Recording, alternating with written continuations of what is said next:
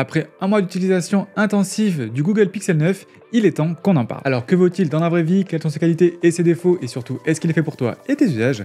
C'est ce qu'on va voir ensemble.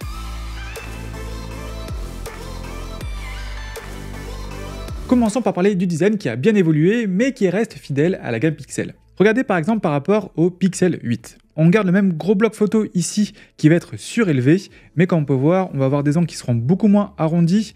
On n'aura plus un anneau comme ça qui vient faire le bloc photo, mais bien quelque chose qui va venir ressortir ici. Au final, je trouve que ça donne un sacré gros coup de gêne à la gamme, et personnellement, j'aime beaucoup. Niveau prise en main, c'est toujours aussi bien, donc c'est un poil moins confortable parce qu'on n'a pas les bords arrondis ici, comme on avait sur le Pixel 8, mais bon, c'est vraiment un téléphone qui tient bien en main. Sur la face avant, ce qu'on pourrait lui reprocher un petit peu ici, ça va être les bords qui vont être quand même assez épais, mais heureusement ces bords sont uniformes sur tout le contour, donc voilà, ça pourrait être plus fin. Et enfin, concernant les traces de doigts, avec ce coloris vert qui est quand même très clair, bon, il les prend, franchement, mais on les voit assez peu au final. Mais oui, clairement, il y a des traces de doigts ici. Au niveau du poids, on a un téléphone qui fait moins de 200 grammes, donc c'est un téléphone qui fait quand même son poids, donc qui fait robuste, mais qui est quand même assez léger, surtout que vous voyez que naturellement, moi j'ai mon doigt qui se pose directement ici, là, sous le bloc photo, ce qui fait que je tiens bien le téléphone en main, il m'a jamais glissé des doigts. Et enfin, dernièrement, important, le téléphone est certifié IP68, donc il est résistant à la poussière et à l'eau. On est rassuré contre par exemple tout ce qui est de projection d'eau, et si jamais il tombe dans l'évier, c'est pas très grave. Parlons maintenant de l'usage divertissement.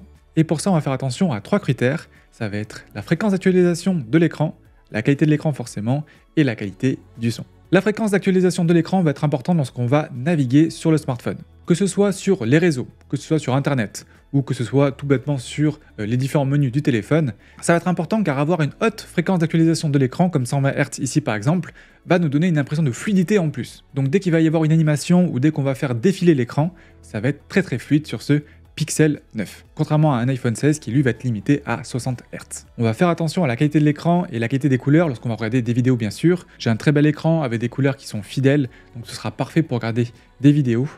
Mais la vidéo, c'est pas que de l'image, c'est aussi du son, et dans ce cas-là, les haut-parleurs stéréo sont aussi de très bonne qualité, tant qu'on reste sur de la vidéo YouTube, je dirais. On va pas regarder un film avec parce que on va clairement manquer de basse, et c'est pareil pour écouter de la musique. Je vous conseille pas forcément d'écouter de la musique directement avec les haut-parleurs. Certes, ça se fait, par exemple pour écouter de la musique dans la salle de bain, je l'ai déjà fait, mais voilà, vraiment on aura un bien meilleur son avec des écouteurs. C'est aussi un excellent téléphone pour travailler.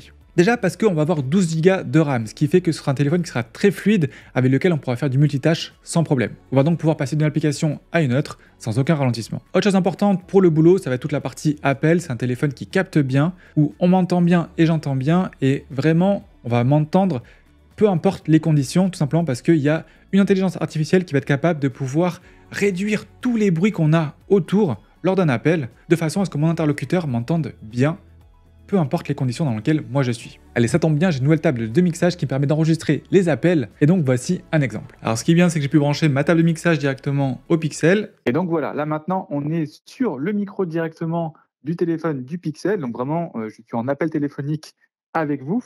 Donc là, je suis en environnement calme encore, hein. Donc comme vous pouvez l'entendre, la voix est très bien, on m'entend très bien. Maintenant, je vais mettre un gros bruit de ville sur les enceintes derrière moi. Si on passe au micro du studio ici, comme vous pouvez l'entendre, c'est vraiment très fort. Et pourtant, sur le Pixel, là, vous m'entendez encore très bien, ma voix est pas plus robotisée que ça, et vraiment, je vous garantis que le bruit, il est énorme derrière moi. Donc cette fonction de réduction de bruit du Pixel fonctionne vraiment super bien, et ça, vos interlocuteurs, ils vont adorer, j'en suis sûr. Bon, le boulot c'est bien, mais en gaming, ça donne quoi? Et c'est là où vraiment on va avoir une différence entre les mesures qui sont faites avec des benchmarks, des tableaux et tout ça, et la vraie vie. Parce que dans les benchmarks et tout ça, on voit que le processeur Tensor G4 qui est intégré dans ce Pixel 9 est vraiment en dessous des processeurs Snapdragon 8 Gen 3 qu'on a par exemple sur un Samsung Galaxy S24 Ultra et ce genre de choses-là. Sauf qu'en jouant sur des jeux comme Genshin Impact ou encore Call of Duty Warzone Mobile, j'ai pas vraiment vu la différence. Les jeux tournent super bien, c'est super fluide. Contrairement au Pixel 8, je trouve que le Pixel 9 chauffe beaucoup moins, et donc j'ai pu jouer sur des sessions en plus assez longues, sans aucun problème avec ce Pixel 9. Alors oui, le Snapdragon 8 Gen 3 est un peu au-dessus, en particulier pour ce qui est de l'efficience, donc il va consommer moins de batterie lorsqu'on va jouer longtemps. Mais sinon, en termes de performance pure, moi j'ai pas vu vraiment de différence entre les deux. Mais comme à chaque fois avec la gamme Pixel, là où il m'a vraiment bluffé, c'est sur toute la partie photo et vidéo. Enfin, celui-ci surtout la photo. Et pendant ce mois, j'en ai pris plein des photos, donc on passe tout de suite à l'analyse. Allez, première série de photos, c'est ces deux-là, donc O×06 ici et O×1 ici. Là, ce qui est important de remarquer, c'est la concordance des couleurs. C'est-à-dire que le bleu reste le même sur le x1 que sur le x06. Pareil pour le vert en bas, il reste le même entre le x06 et le x1. Et ça, c'est vraiment assez rare, même sur des mobiles très haut de gamme, d'avoir sur l'ultra grand angle et le grand angle les mêmes couleurs quand on prend la photo au même endroit. De façon générale, les couleurs, c'est ce qu'on voit un petit peu ici là sur ce marché avec ces paniers de fruits là. Les couleurs sont vraiment de très bonne qualité et surtout elles sont très réalistes. J'ai jamais eu de couleurs fluo, que ce soit dans les verts, dans les rouges ou dans les oranges ici. Voilà, vraiment, à chaque fois, les couleurs matchent avec ce que je voyais dans la vraie vie. Sur le Pixel 9, on n'a pas de téléobjectif, mais on va quand même pouvoir faire un zoom x2 qui sera correct. Donc là, toujours pareil, je suis au x06, je vais sur le x1, toujours la même couleur, c'est d'ailleurs un très beau lac ici.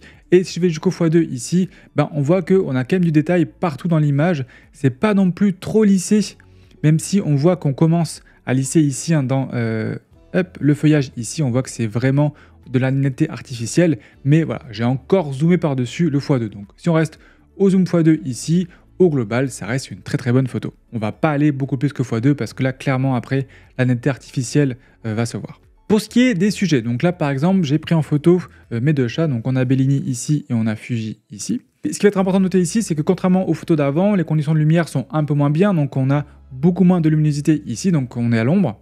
Et pourtant, j'ai un sujet qui est toujours aussi net ici, avec toutes les moustaches qui ressortent bien et tout ça. Là, j'ai pas activé de mode portrait, donc là, c'est vraiment le flou d'arrière-plan qu'on aura au naturel. Je conseille de pas utiliser le mode portrait parce qu'on a déjà un très beau flou d'arrière-plan ici, et ça suffit largement avec la qualité optique. Pour Fuji, c'était un petit peu plus compliqué parce que en plus de ça, lui était en mouvement. Et pourtant, on peut voir qu'il n'y a pas eu de raté, l'autofocus est fait bien sur ses yeux ici. Et malgré le fait qu'il avance vers moi, eh ben, la photo est toujours aussi nette et de très bonne qualité, et donc pas de souci là-dessus. Ça par exemple, c'était vraiment quelque chose que je reprochais au Samsung Galaxy S24, et ici vraiment au niveau des photos en mouvement, c'est juste top. Maintenant, on va compliquer encore les choses et on va aller vraiment cette fois-ci en basse lumière, parce que là on était en intérieur, dans un endroit qui était vraiment très peu éclairé. Et là, ce qui est particulièrement intéressant, c'est que bon, le x1 sur des pixels, ça fonctionne toujours très bien. Là, en plus, il n'y a pas de mouvement dans le sujet, donc vraiment, ça fonctionne très bien. Par contre, le x06, j'ai vraiment été bluffé par sa qualité. Et ça, on voit que même sur les bords de l'image, où là, j'étais vraiment dans la pénombre ici, eh bien, on voit qu'on a du détail. Donc là, vraiment, c'est assez fou hein, sur la pierre ici, qu'on conserve du détail. Bon, bien sûr, le centre de l'image est toujours aussi bien. Mais sur les bords, c'est pas trop lissé non plus. On a vraiment une excellente qualité de nuit. Et ça va se retrouver aussi en extérieur où j'ai cette photo là qui est juste, je trouve, sublime. Pareil à l'ultra grand angle, donc là on était à Barcelone. Bon là forcément avec le x1 ça rend encore mieux, mais je trouvais celle-ci plus intéressante parce qu'on voyait vraiment ces lignes de la route qui foncent vers le bâtiment, c'était assez intéressant. Donc voilà, c'est vraiment dans ces cas-là où j'étais content d'avoir un x06 qui fonctionne aussi bien. Et sinon après, au niveau de la colorimétrie en basse lumière, là on était au restaurant. Et c'est aussi très rare d'avoir une balance des blancs qui est aussi juste que ça sur des mobiles.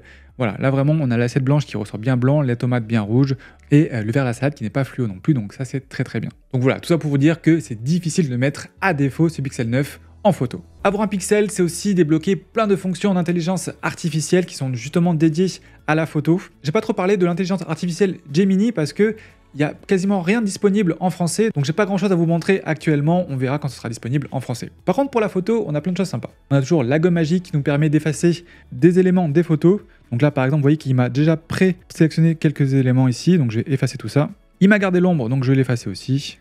Il y a encore des personnes ici. Là j'ai une photo vraiment sans plus personne. Je vais aussi pouvoir déflouter un petit peu une image. Il y a aussi une fonction qui est sympa qui permet de s'ajouter dans une photo. Et nouveauté ici avec le Pixel 9, c'est que je vais pouvoir faire de la génération d'images. Par exemple, là je pourrais dire qu'à la place du ciel, je veux une montagne. Et voici les résultats.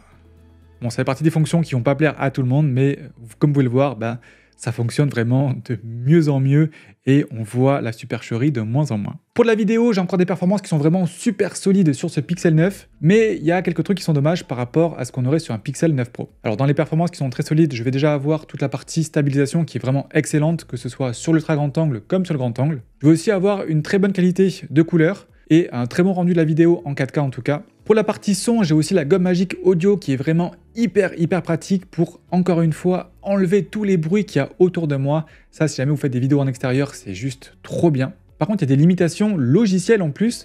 qu'on a par rapport au Pixel 9 Pro que je trouve vraiment dommage. Déjà, c'est qu'on n'aura pas le mode vidéo boost. Donc c'est un mode qui va particulièrement être efficace pour tout ce qui va être vidéo de nuit, qui va vraiment les rattraper et éviter qu'elles ne bruitent trop. Quand on sait que le processeur entre un Pixel 9 et un Pixel 9 Pro est le même, et qu'en plus, le mode vidéo boost, c'est du traitement qui est fait sur le cloud, donc sur les serveurs de Google, c'est vraiment dommage de ne pas avoir ce mode-là.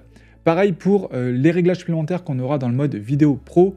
Là, ici, on n'a vraiment pas grand-chose en vidéo, en réglage. Voilà, il y a juste l'exposition et la balance des blancs, c'est vraiment pas grand-chose. Là aussi, c'est du logiciel, donc c'est dommage d'avoir des limitations comme ça sur ce Pixel 9. Mais à part ça, c'est un téléphone que j'aime bien utiliser, par exemple, lorsque je vais tester des produits en courant ou quoi que ce soit, parce que la stabilisation est bonne, le téléphone est petit, donc il rentre sans problème dans mon short de running. Et si jamais je dois parler au téléphone en extérieur, qu'il y ait des bruits de la rue ou des bruits de vent, pas de souci parce qu'il y a la gomme magique audio et ça fonctionne vraiment très très bien. Niveau autonomie, avec sa batterie de 4700 mAh, ce qui est vraiment très bien pour un téléphone compact, je peux vraiment finir la journée sans problème. J'ai jamais eu de souci pour terminer ma journée, voire des fois il m'a même fait 2 jours, donc pour un téléphone de ce gabarit-là, je trouve que l'autonomie est plutôt pas mal. Et du coup, est-ce que le Google Pixel 9 est fait pour toi? Il sera vraiment parfait pour toi si tu veux prendre de belles photos hyper facilement. Et ça, c'est dû comme toujours au traitement photo de Google qui est vraiment super efficace.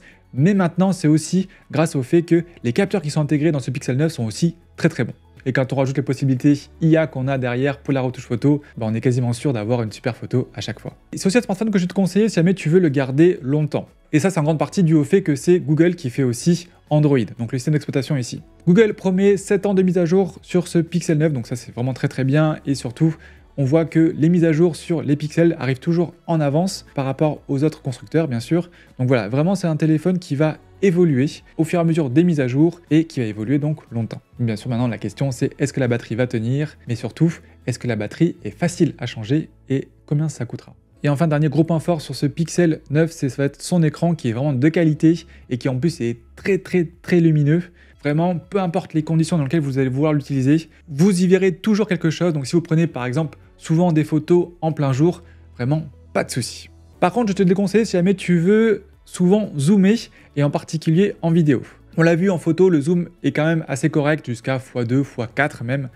Bon, après attention, mais en vidéo, c'est vrai que dès qu'on va aller plus loin que x1, on va vraiment grossir les pixels, ça va se voir et c'est un petit peu dommage. Clairement, là, si jamais vous voulez zoomer, Pixel 9 Pro ou un autre téléphone. Je vais aussi te le déconseiller si jamais ton usage principal, c'est le jeu vidéo. Et là, c'est vrai qu'il vaut mieux avoir un Snapdragon 8 Gen 3 parce qu'on aura des performances qui seront un tout petit peu meilleures, mais surtout, on aura une meilleure efficience en jeu vidéo et donc la batterie va descendre moins vite qu'avec le processeur Tensor G4 qu'on a ici. Et enfin, je vais aussi te le déconseiller si jamais tu veux un maximum de contrôle en vidéo. Et c'est vraiment ce dernier point qui fait que c'est pas un téléphone qui me convient à moi parce que j'ai besoin d'avoir la main sur plusieurs réglages en vidéo et malheureusement je ne l'ai pas ici, donc il me faudrait mieux un Pixel 9 Pro. Et ajouter à ça le fait qu'on n'ait pas droit au mode vidéo boost, c'est vraiment dommage. En conclusion, c'est un téléphone qui est facile à prendre en main et je pense qu'il conviendra au maximum de gens, en particulier pour ceux qui aiment bien prendre souvent des photos. Si jamais le produit vous intéresse, vous avez bien sûr quelques liens directement en description et en commentaire épinglés. N'hésitez pas à poser toutes vos questions en commentaire, j'y répondrai avec grand plaisir. Pensez à mettre un petit pouce vers le haut si la vidéo vous a plu et vous a aidé, ça motive vraiment. Et nous on se retrouve très vite en live ou en vidéo.